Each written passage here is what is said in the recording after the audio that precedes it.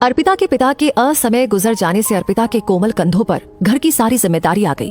असमय बड़ी हुई अर्पिता कभी बड़ी बन माँ को हौसला देती, कभी छोटे भाई बहन की अभिभावक बनकर उनके भविष्य को सोचती। अनुकंपा के आधार पर अर्पिता को पिता की जगह नौकरी मिल गई। सरकारी नौकरी मिलना आसान नहीं था, पर लोगों के सम्मिलित प्रयास ने अर्पिता को ये नौकरी दिला ही दी। उर्मिला जी ज्यादा पढ़ी लिखी नहीं थी, तो नौकरी अर्पिता को मिली। घर की जिम्मेदारी निभाते निभाते सबका शादी ब्याह करते करते अर्पिता के बालों में सफेदी दिखने लगी, कुछ बारीक लकीरें चेहरे पर उभरने लगी। पर माँ को कभी लगता ही नहीं कि अर्पिता की उम्र हो रही है। छोटे भाई बहन की उम्र उन्हें दिखने लगी थी। हल्ला करके उन्होंने पहले छोटी बहन अरु की, फिर भाई अभय की शादी करवा दी। पर अर्पिता की उम्र वहीं ठहरी हुई थी जहाँ पिता छोड़ गए थे। उर्मिला जी कभी अर्पिता की शादी का नाम ना लेती। हाँ, ऑफिस में उसका एक सहकर्मी उसका संघर्ष देखकर प्रभावित था और शादी करना चाहता था। अर्पिता ने मना कर दिया। जिम्मेदारियों से मुक्त होते ही अर्पिता को जीवन लक्ष्यहीन लगने लगा। ऑफिस से आने पर जो भाई बहन और माँ उसे घेर लेते थे, वो अब अपनी दुनिया में मग्न हो गए। हाँ, नई नवेली किरण अर्पिता के ऑफिस से लौटने पर गर्म चाय और नाश्ता जरूर देती, पर अभय के पास बहन के लिए कोई समय ही नहीं था। वो तो सिर्फ उसे पैसा कमाने की मशीन समझता था। अर्पिता के पैसों पर दोनों भाई बहन अपना पूरा हक समझते, पर नई भाभी किरण को अर्पिता से पूरी सहानुभूति थी। अभय समय के साथ पहले लड़की, फिर 5 साल बाद एक लड़के का पिता बन गया। अर्पिता उपेक्षित होती गई। पिता द्वारा अधूरा बना घर अर्पिता ने बैंक से लोन बनवाया था। घर पिता के नाम पर था।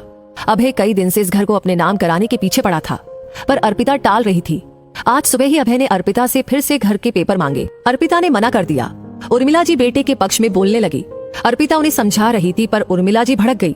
ये मकान तेरे बाबूजी के नाम पर है, इसका हकदार तो अभय ही है, तेरा कोई हक नहीं है पिता के मकान में। अर्पिता सन्न रह गई। ये उसकी माँ बोल रही है जिसने पिता की मृत्यु पर अर्पिता को कहा था, तू इस घर की बेटा है।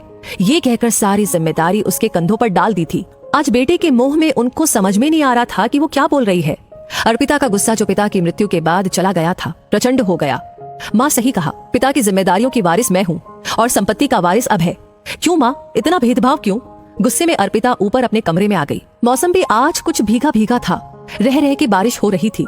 माँ की बातों ने आज अर्पिता को सच का वो आईना दिखा दिया जो हमारे भारतीय घरों में अक्सर लड़कियों को महसूस कराया जाता है।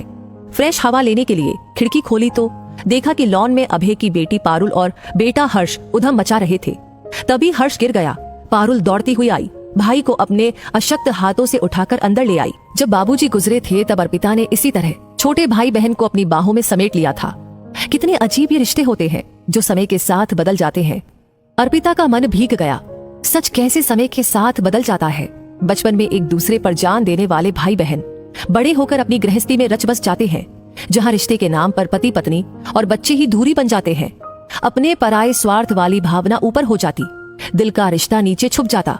अपनी जिंदगी के इतने साल देने पर भी आज माँ ने उसे सुना दिया। जब तक भाई नहीं कमाता था तब तक माँ अर्पिता का मुंह धोती थी। रात को किरण खाने पर बुलाने आई। अर्पिता ने मना कर दिया।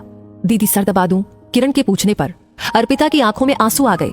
जिनसे खून का रिश्ता था उन्हें तो फिक्र ही नहीं थी। ये तो दूसरे घर से आकर भी उसकी व्यथा को समझती है। शायद एक स्त्री दूसरी स्त्री के दर्द को समझ पा रही है। भोर का सूरज एक नई उम्मीद लेकर आया। अर्पिता अपनी अटैची तैयार करके नीचे उतरी। माँ को बोली, मैं जा रही हूँ अपनी दोस्त के यहाँ पर रहने। ये संपत्ति अभय की है, पर समय रहते मेरी जिंदगी भी संवार दी होती तो आज उम्र के इस मोड़ पर मैं तन्हा ना होती, या मैंने भी समय रहते अपनी खुशियों को नजरअंदाज ना किया होता तो अरु और अभय की तरह मेरा भी घर परिवार होता। आप माँ तीनों की थी, फिर आपने मेरे लिए क्यों नहीं सोचा? माँ ने शर्म से आंखें झुका ली। सच्ची तो कहा अर्पिता ने। ये पक्षपात वो कैसे कर गई? बेटे के मुंह में सही गलत का फैसला करना भूल गई। उधर किरण पहली बार पति के विरुद्ध खड़ी हो गई। अभय को बहुत खरी खोटी सुनाई। जिस बहन ने अपनी जिंदगी होम कर दी आपको पढ़ाने लिखाने में, उसी बहन पर आपको एतबार नहीं था। घर दीदी का बनवाया है, ये उन्हीं का रहेगा। जाना है तो हम लोग दूसरी जगह जाएंगे, दीदी नहीं। पारुल और हर्ष में झगड़ा हो गया। हर्ष कह रहा था, जैसे पापा ने बुआ को घर से निकल जाने को कहा, मैं भी बड़ा होकर तुमको निकाल दूंगा। बच्चों की बातों ने अभय की आंखों में बंधी स्वार्थ की पट्टी हटा दी। अर्पिता के बाहर बढ़ते कदम पर अभय गिर पड़ा। माफ करना दीदी, मेरी आंखों पर स्वार्थ की पट्टी बंधी थी। माँ ने भी मुझे कभी नहीं टोका, इसलिए मुझे अपनी गलती का एहसास कभी नहीं हुआ था। अर्पिता के पैरों पर गिरा अभय छोटे बच्चे की तरह रो पड़ा। अर्पिता ने किरण को देखा। उसने हाथ जोड़ दिए। मत जाओ दीदी, हमें छोड़कर। नन्हे हर्ष ने बुआ के गले में हाथ डालकर अपनी मीठी आवाज में बोला, बुआ मैं बड़ा हो जाऊंगा तो आपको अपने साथ ले जाऊंगा और पारुल को छोड़ दूंगा। ना बेटे, बहन को कभी नहीं छोड़ना। ये कहकर अर्पिता ने हर्ष को प्यार किया। उसकी अटैची अभय उसके कमरे में रखने के लिए सीढ़ी चढ़ रहा था और माँ माँ बेटी की पसंद का खाना बनाने रसोई में गई। स्वार्थ का रिश्ता दिल के रिश्ते में बदल गया।